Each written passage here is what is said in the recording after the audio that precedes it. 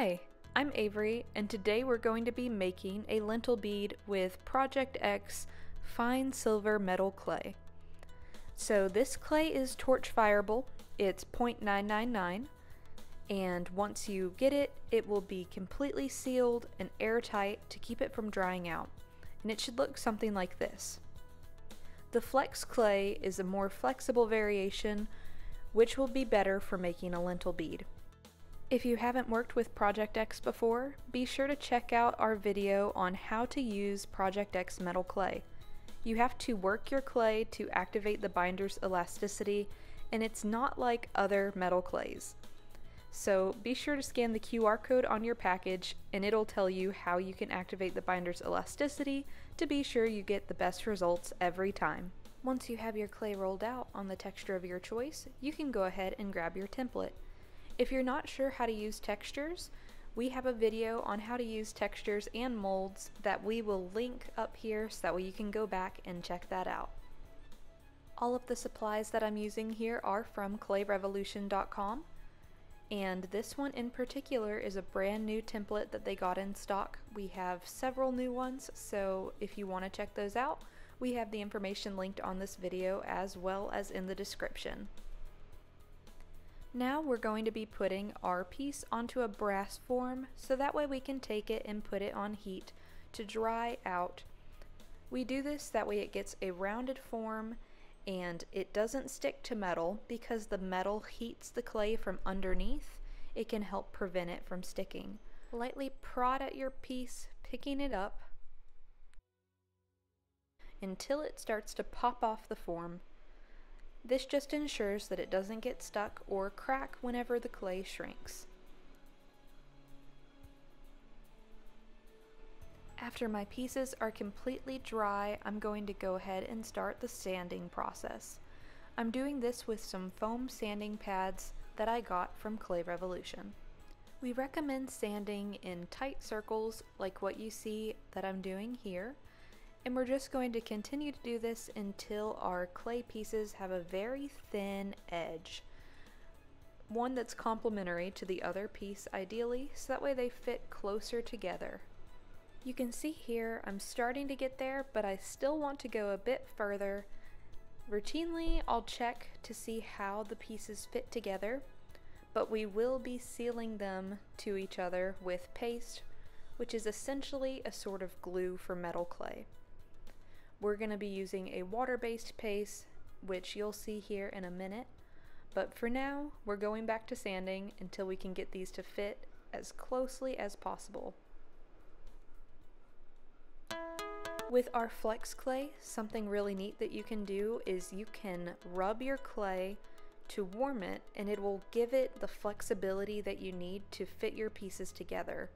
This is really great because it makes your clay more versatile and easy to work with a multitude of projects, just like what we would use for making a lentil bead. So I'm going to rub my clay until it warms up and becomes a bit more flexible. As you can see, it's fitting much better together now. So I'm at a point where I can go ahead and grab my water paste. This is also by Project X and available at Clay Revolution. We'll have that product linked here. It's 15 grams of clay, and this is very useful for a ton of projects. I find myself going to use this to smooth cracks using a paintbrush on projects where I want to have a really nice finished edge, and it just is useful in so many different ways. I can't brag on it enough. There's also oil paste if you need a little bit of a stronger bond. It's typically made with something like lavender oil, but for this project the water paste works perfectly fine. So I'm going to go ahead and grab my paintbrush and do a generous amount on the inside of both of my halves of the lentil bead. Once I finish mudding up my piece, what I'm going to be doing is squeezing my lentil beads together so that way they fit flushly against one another.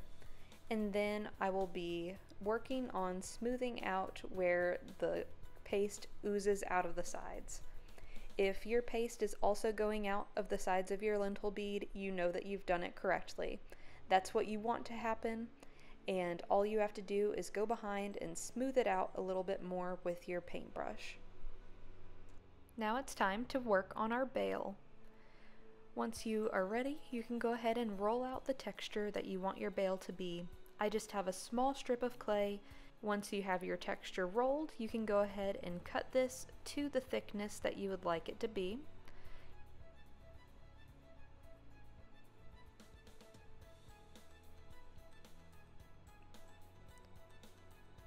Once your bail is the shape and width that you want it to be, we can go ahead and cut the length to the desired length that we want, leaving just a little bit of extra room to account for shrinkage.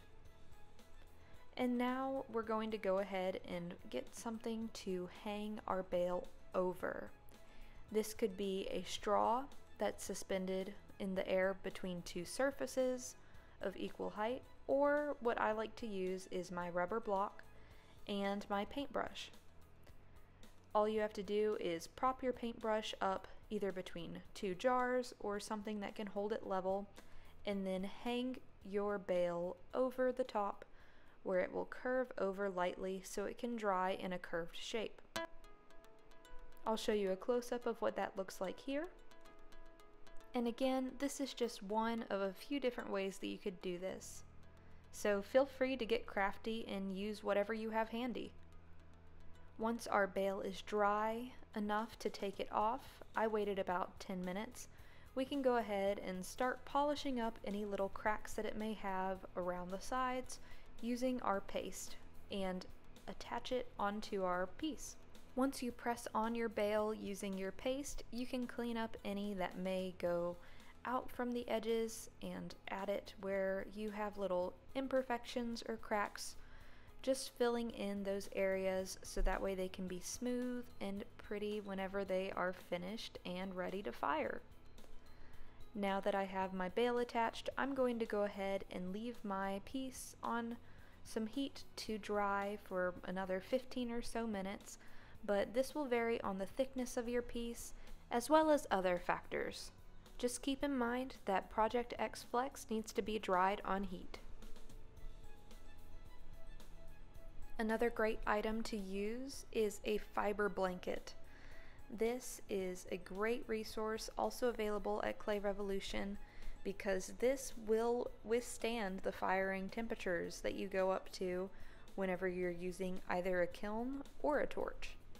So what you want to do is take a tiny piece of this to fit into your bail to keep it from slumping, while also accounting for some shrinkage, leaving a little bit of leeway for the piece to still be able to shrink.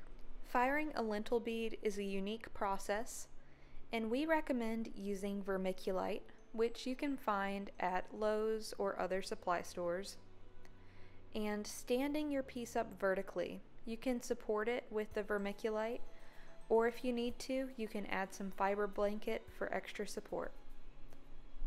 Doing this helps ensure that your lentil bead maintains its more three-dimensional form and doesn't slump like it would if you were to fire on a fire brick. Now that we have our piece all prepared in a ceramic or metal vessel, we can go ahead and start the firing steps. For this, we can fire like normal, getting it up to 1650 degrees, but we will add an additional minute, so we're going to be doing it for 3 minutes instead of 2, since our piece is submerged in this vermiculite, and it is a larger piece as well. Here you can see it's going through the burn off stage, and it lasts a long time for this piece in particular, being that it's larger, so there's more binder for it to burn off. But it's going to continue to burn off the binder, and I'm just keeping it warm, not suffocating the flame by going too close, but just helping the flame continue to grow until it burns off all the binder.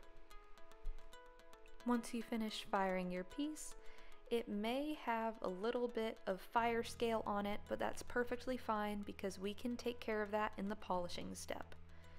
If you're new to polishing, we have a video up on our YouTube channel that we'll link up here as well, where we go over 2 different methods of polishing using either a burnisher or using a polishing wheel. So 2 different materials that you can get at clayrevolution.com. But once our piece is finished with the firing step, we can go ahead and quench it, and we're ready to take out the fiber blanket and work on our polishing.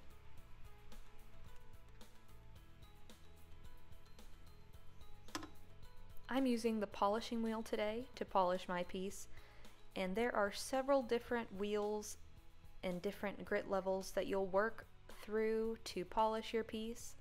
Here I'm only showing one, but there are 6 different wheels in total. And here is the finished piece. So that is the process of making a lentil bead. Hopefully you found this video to be informative and helpful. As always, feel free to reach out to us at clayrevolution.com for more metal clay tips. Thank you for watching.